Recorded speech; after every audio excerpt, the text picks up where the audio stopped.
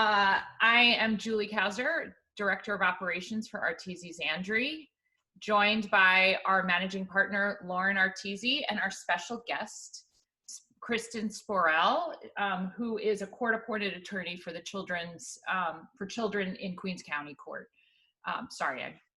You might want to, Kristen, when I turn to you, be a little bit smoother about your introduction than I was there.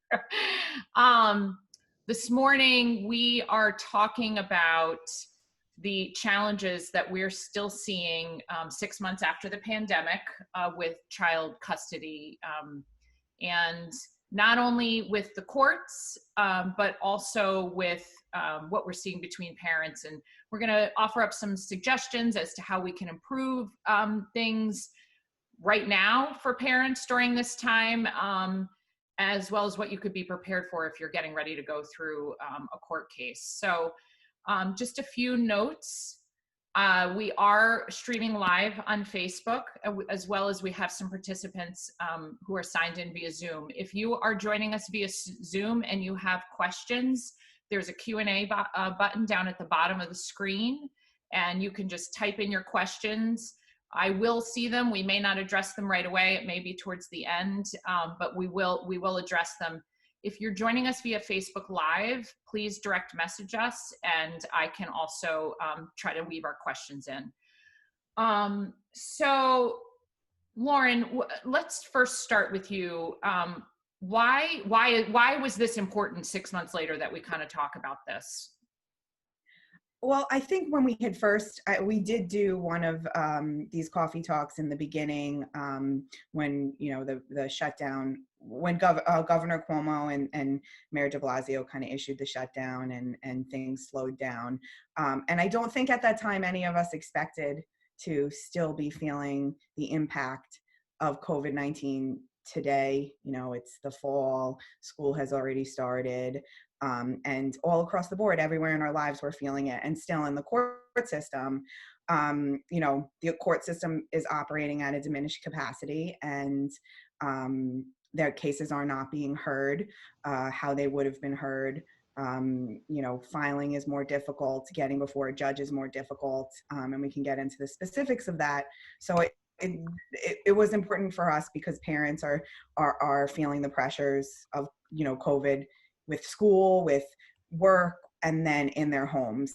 So we thought it would be a good idea to come back and kind of revisit it and, discuss what's going on, what parents can expect in court, how to stay out of court and avoid court if possible.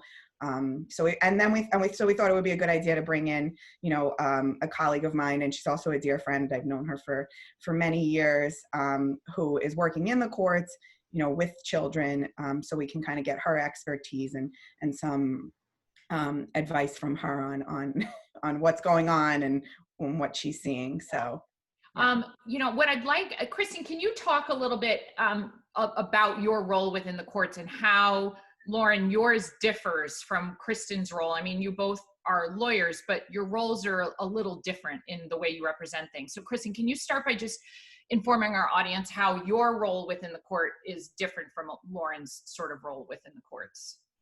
Sure. First, I just want to say thank you so much for having me on this talk today. So I do have a private practice, but most of my practice is 18B clients. So those are clients that qualify for free legal assistance, and I'm appointed as their attorney, and I work in Queens Family Court.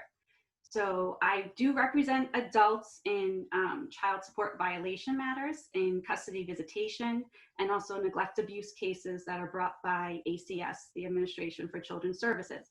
I also represent children. I'm appointed as their assigned attorney in paternity matters, custody visitation, and also neglect abuse. So that's where my practice does differ from Lauren's, where I do represent children in these matters, and that's probably my favorite part of my role as an attorney. And also, the courts always assign or appoint it's called an AFC, attorney for the child. So it's not a party, a husband, wife, a father, mother going out and hiring this person. It's always appointed by the judge.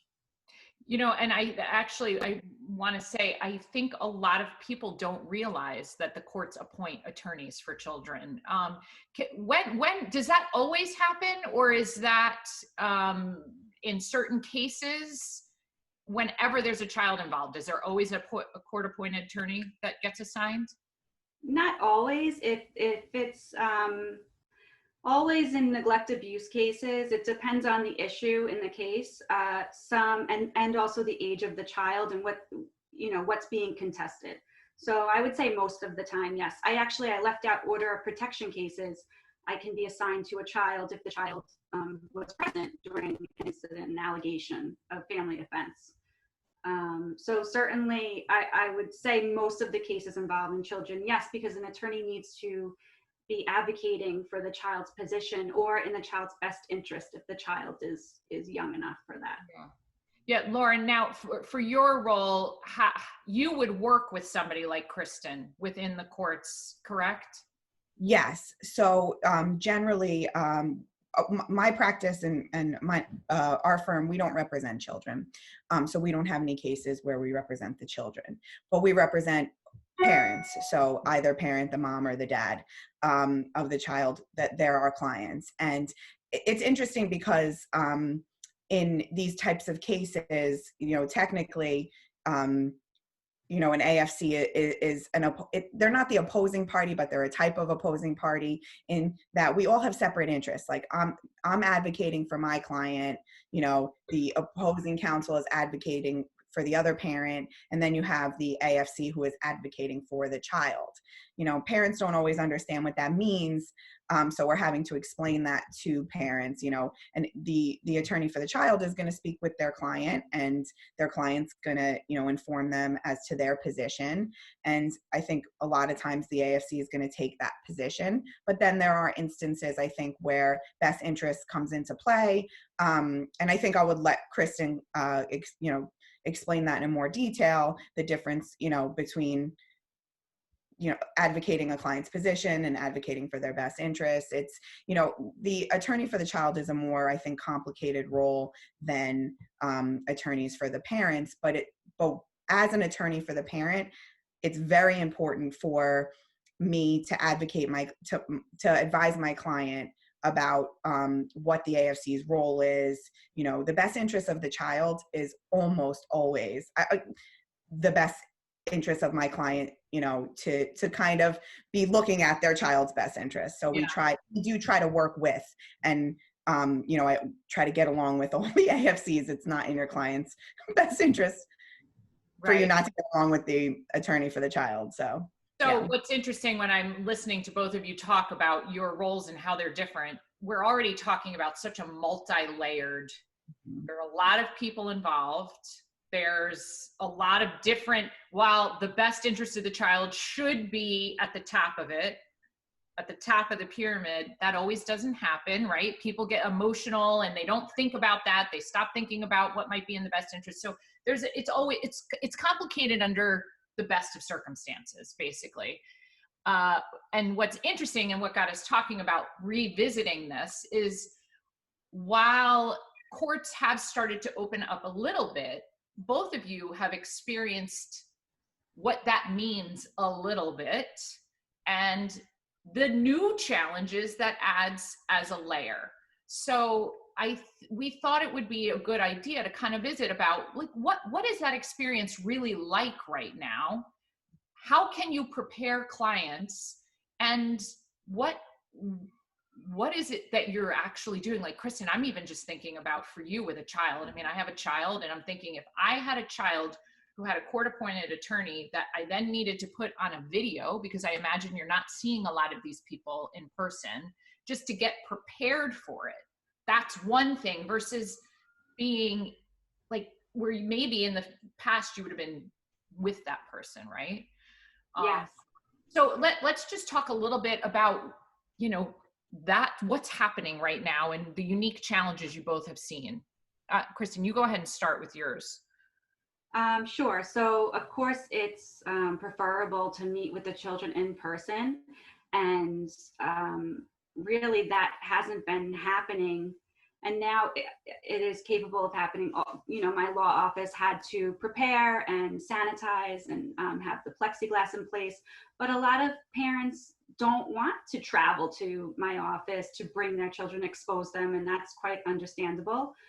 So I've had to do video calls, and it's very difficult to get them to talk to you over the video. So I haven't had a lot of new appointments of children since the pandemic, because not a lot of cases are able to start right now. So fortunately, I've met with them already. I have a rapport. They know who I am. They recognize my face when I call. So that's been helpful. But certainly the younger children, when I'm sitting with them, interviewing them, it's mostly trying to get them comfortable. I have toys and coloring books, and you spend a lot of time just talking and playing before you're really getting involved into the substantive questions, so that they feel comfortable enough to actually talk to you about this. So yes, that's definitely been difficult. Yeah. And I know, Lauren, I had the pleasure, let me say, of being in the background for a court call that you had to do. And this was something actually both you and Kristen shared, the obstacles in access to technology. And, you know, again, we're talking about potentially in a courtroom, you may have 10 different people. And now you've got all these people on a video. So, or maybe not a video. So can you talk a little bit about what that experience might be like for a client if they're doing it, and maybe what they could do to prepare themselves for it? Oh, sure. Yes, I remember that that conference, that virtual court conference that you're talking about. And it was very difficult because in that particular case, we had the court reporter, we had the attorneys for all the parties. So that's 3 attorneys. We had a translator, and then the court, you have the judge. Sometimes, you know, the clerk will have to communicate or speak. And it's very difficult. It's much harder to make arguments. There's limited amount of time. Particularly on that call, we had to wait for the interpreter, which that happens in person in court as well. Like you have to wait for, you know, the court reporters and the interpreters.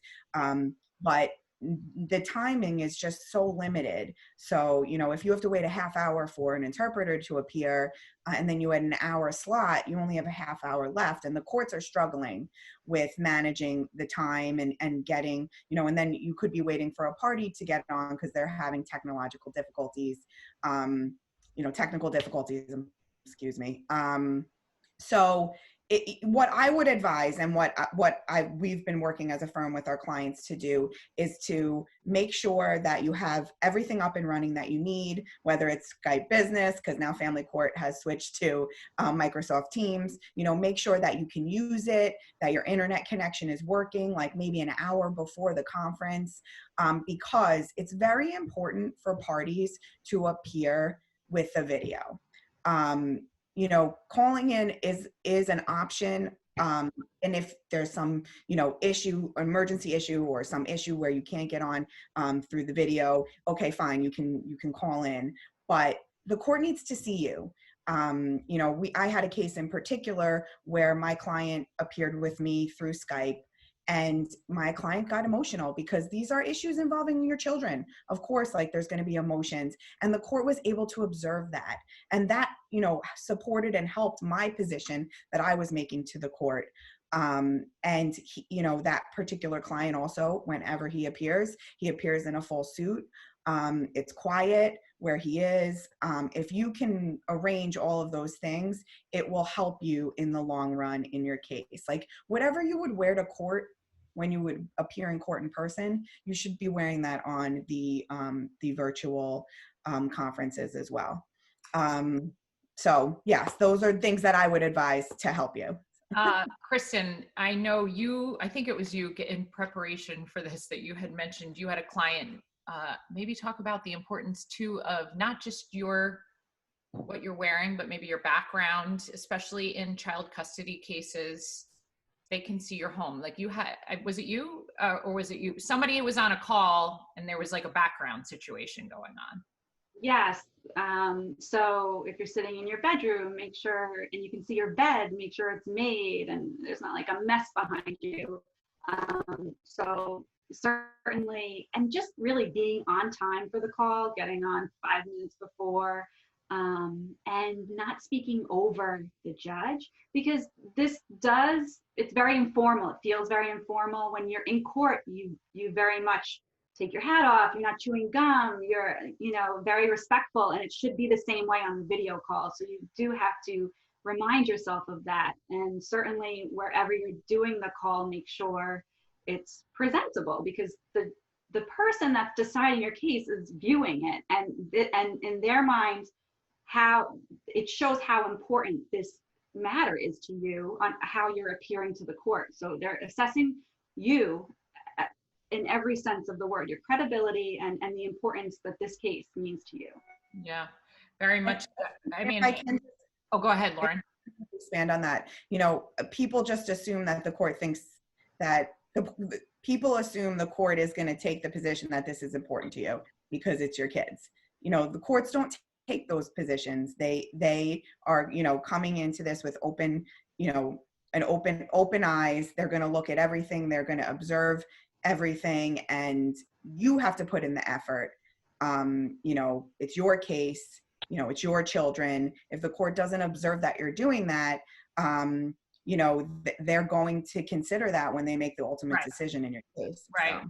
So. Before I go on to the next question, I've noticed a couple more participants have joined us via Zoom. If you are on Zoom and you wish to ask any questions, there is a Q&A button down at the bottom of the screen. Please feel free to type those in and we'll address them, if not throughout, by the end of the conversation. Okay, let's talk about what are the courts seeing? Because Kristen, you just alluded to the fact that they're really not taking new cases, but there are, especially right now, there's been people who've been locked down. There's lots of concerns about abuse cases that are going on. What is rising to the top of what's considered an emergency order? And if it becomes an emergency order, how quickly are they actually being seen? Can you talk a little bit about that, Kristen? Yes.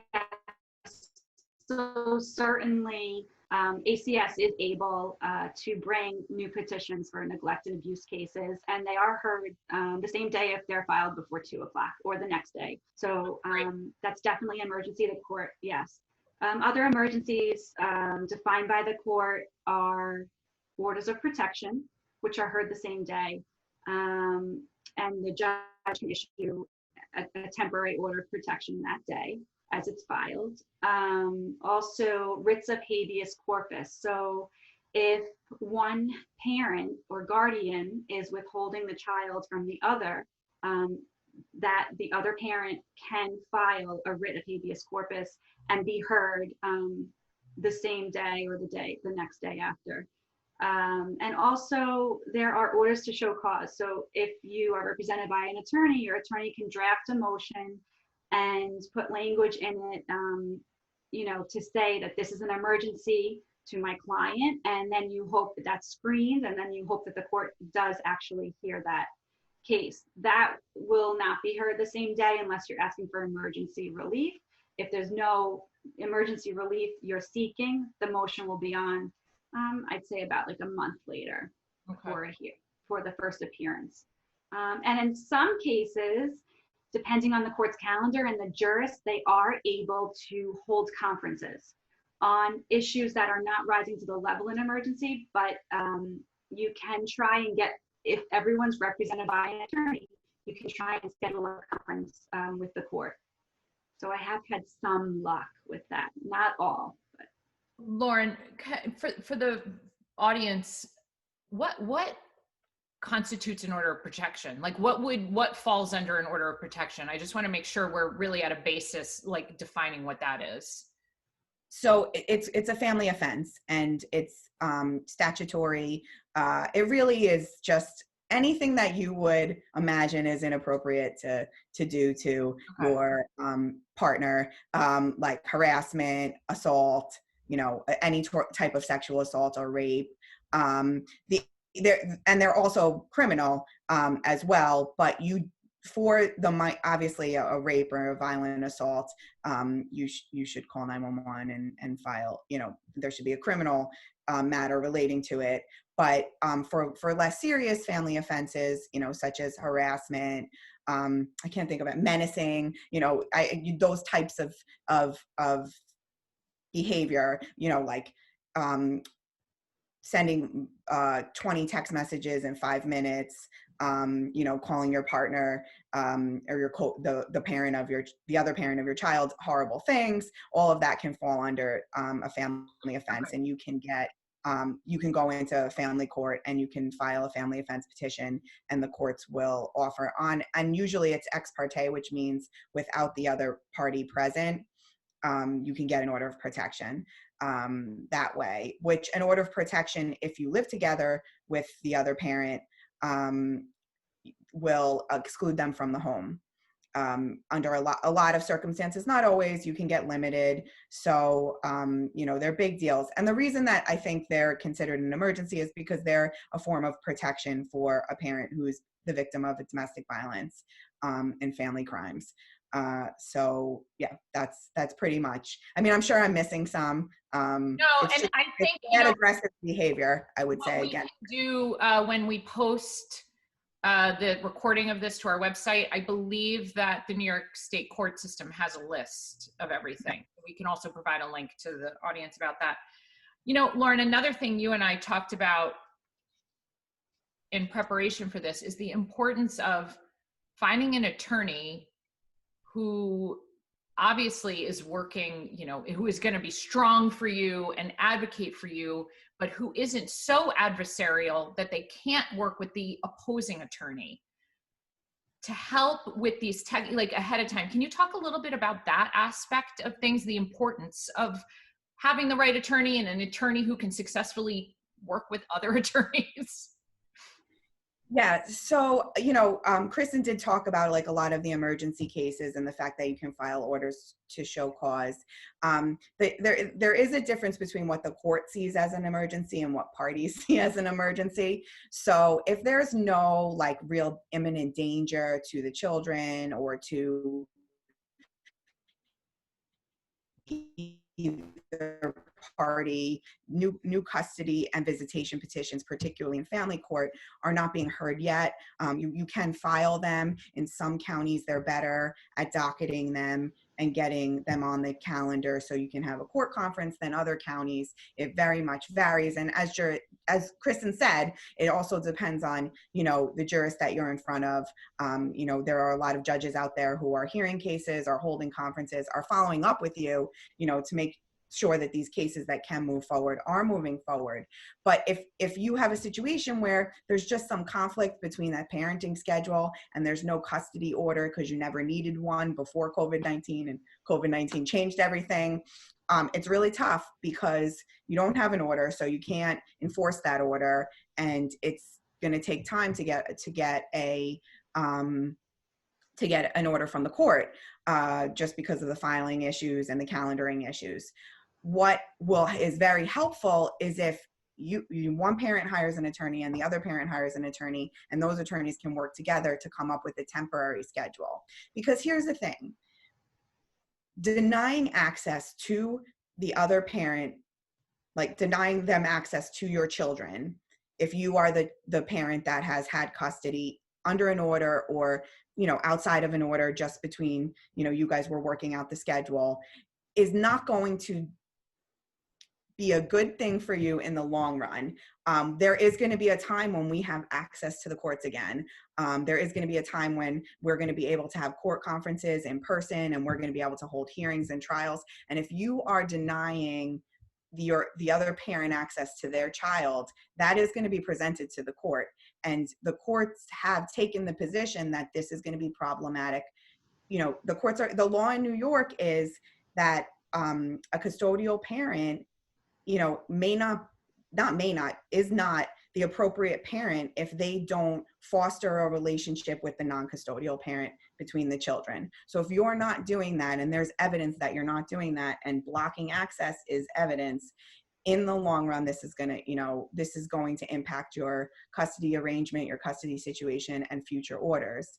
So, having attorneys that work together to put together temporary schedules in the best interest of the children is, ideal right now. And there are a lot of attorneys out there that we work with, they're great. We're adversarial when we need to be adversarial, and we work together when we need to work together for our clients and for the children. Yeah, I think that's important. And Kristen, this is a good jumping point too. You had made reference to a letter that Justice Sunshine had written at the beginning of the pandemic, which I think feeds right into what Lauren was saying. Can you kind of review a little bit about that letter and how, what you do now matters? Yes, certainly. And I've actually sent that letter to clients because it's so important. How you're acting now is going to affect the final determination in your custody visitation case. And certainly if there is an existing court order, you should be performing under that court order. And if it needs to be modified, try and work it out with the other party and their attorney, through the attorneys, because this will all come back, and how you acted is going to matter. So just like Lauren said, the party that encourages and fosters the relationship with the non-custodial parent is the party that the court wants to award custody to, because they're going to abide by the court orders and allow access for the other parent. So unless, again, it's the health of the child and there's a risk involved, you should be allowing access to the other parent. And certainly the other parent could file a writ right away. And if it doesn't rise to that level where they're withholding the child, but they're limiting the access, this will come back in a motion, I guarantee, when we're able to file and do hearings on those motions. Yes, and certainly during the final fact finding. Yeah.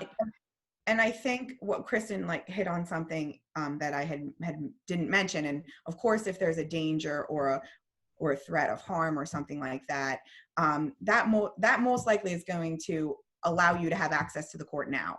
It's more appropriate that you take action, through an attorney, or I don't know how difficult it is to do it pro se right now. I imagine it is, but because it's difficult for the attorneys to get into court.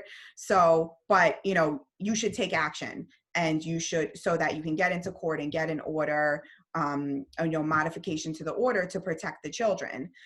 If you don't have something that rises to the level of an emergency, it's likely you should still be following the order. I mean, there might be some extreme circumstances that I can't think of right now, but under most circumstances and situations right now, you should be abiding and following the orders that exist, or what you were doing prior to the pandemic. Well, and actually, this is a good segue into my next question. And we actually have a question from one of our viewers. So I'm going to give the viewers question and then expand on it a little bit for you guys to discuss. We've talked about, Lauren, internally, how sometimes people are using COVID as an excuse to keep a child away from the parent. The other parent, sometimes they actually, it's not even that they're purposefully doing to keep them away in a malicious way. Other times they're doing it because maybe they're afraid that the other person isn't abiding by COVID rules. So I want to talk a little bit about the behaviors we're seeing that's happening as a result of COVID that parents are doing.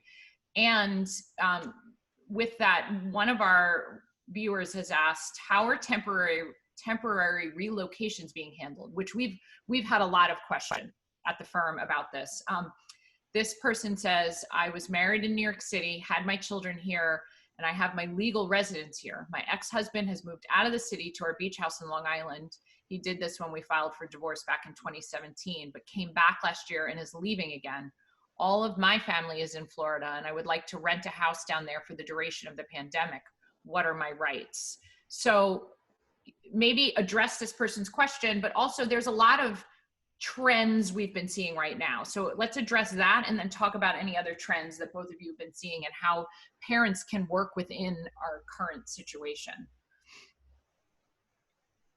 We have been working, I mean, Florida's a little bit further than the examples that I have on, like on the top of my mind, because we've just been working out these schedules. We have been agreeing to temporary schedules where one parent has the child for 2 to 3 weeks, then the other parent has the child for 2 to 3 weeks, which isn't ideal long-term for the child. I mean, parents can agree to schedules like that.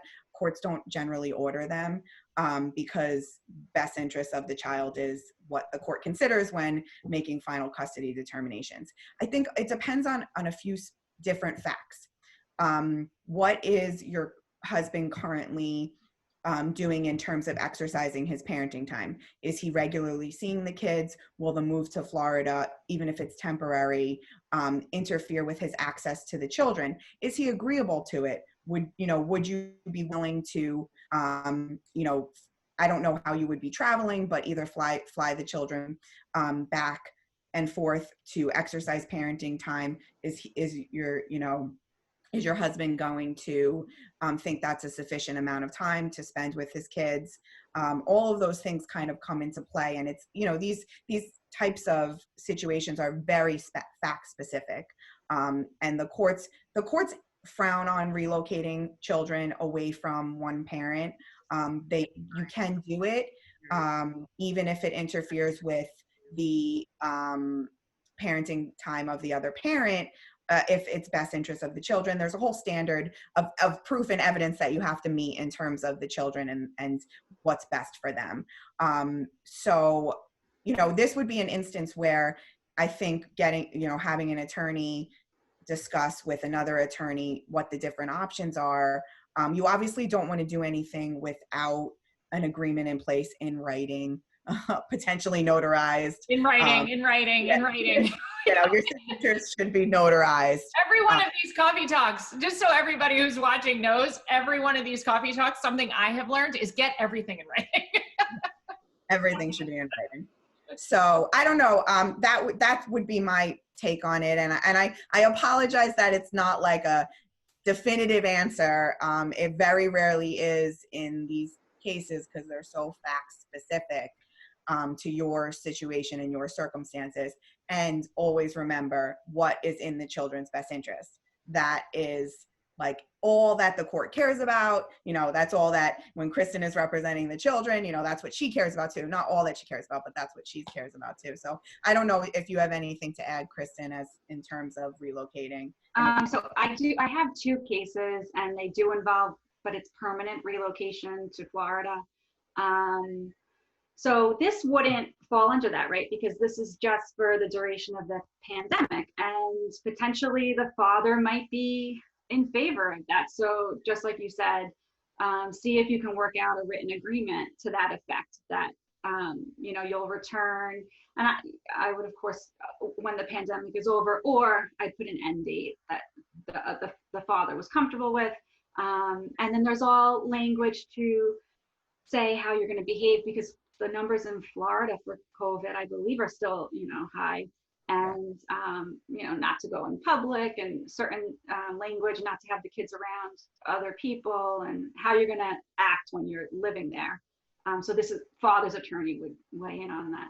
But I don't think this. Oh, I'm sorry. I was going to say, I'm just thinking through as if I'm that person. Does outlining the benefits of why going would be a good place to start? I mean, rather than I just want to go to Florida, like what sort of things might help the case? Like, well, if we go to Florida, my parents can watch the children while I'm working. We're not just going to Florida because I like the sun. Like that can't be the reason, right? Yes. So this, for a temporary relocation, you're not getting into court on this unless the mom moves and dad's filing a writ, and you don't want that to happen. So you're trying to negotiate an agreement, and for a permanent relocation, there's like 7 factors in a case called Chopea, where yes, it's the financial circumstances, social, family support, all of that weighs in against the other parent's access to the children that you're limiting, basically. So, right, if I were mom's attorney, I would say, okay, definitely tell dad, lay out where you're staying, the precautions you're going to take against contracting COVID, and also the makeup time that dad's going to receive at the end when you come back. So he's going to now have access, more access than he would have had when they return. I like that. Yeah, that is a very good point. And, we're consistently and regularly talking about that. We did have a case where we had a client who had a catastrophe clause in her divorce stipulation of settlement. And the terms of the catastrophe clause said that when a worldwide or countrywide catastrophic event occurs, which COVID-19, arguably falls into that, mom gets custody. So mom was able to move out of New York City with the child. And to dad's credit, dad, didn't fight it. And I think part of the reason was because, she had the winning position because this clause existed in their stipulation, but dad got makeup time, and we worked out a temporary schedule of 3 weeks off, 3 weeks on with each parent. And it worked out, so that is something that I think attorneys are going to start considering in their stipulations of settlement in terms of divorces when there's a custody matter, because we've all seen that could happen. I mean, prior to this, I never, ever would have thought that a catastrophe clause would be something that would be invoked, so it's definitely, something that we want to consider, but you have to be fair and equitable to the other parent. I mean, even though that's not the standard that the court, is considering, the court does believe, because it's what the law in New York says, that a child benefits from access and a relationship to both their parents. Yeah. So fairness and equity plays a role. And if you have more time with the child or children because of events, then I think it's important for you to think, okay, so let me give them an extra couple weeks, or, whatever's fair and whatever is feasible and fair. So, yeah. Well, I think for those of us who were in the throes of 9/11, you kind of have a different informed way about life. And I think for many people, the catastrophe, I don't know at what stage in life this particular client was that wanted the catastrophe clause, but I could see, if you've been somebody who experienced that, wanting to be prepared for anything in the future, and this is anything right now, right? So to the viewers, if you have any other questions, the viewer who asked that question, hopefully we've answered everything that you were hoping to get out of it, but please shoot in some other questions.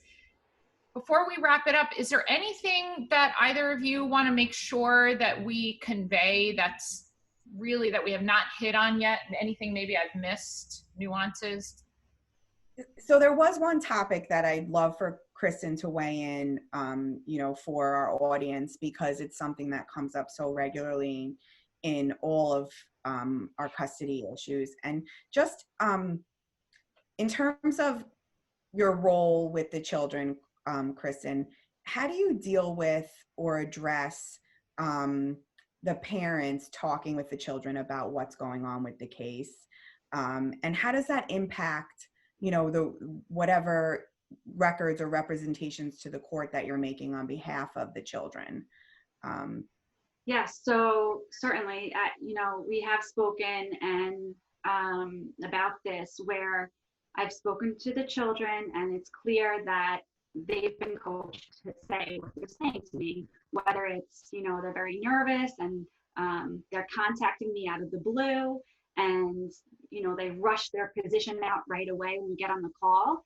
And then there's a sense of relief, and then we'll just talk about, school and whatnot.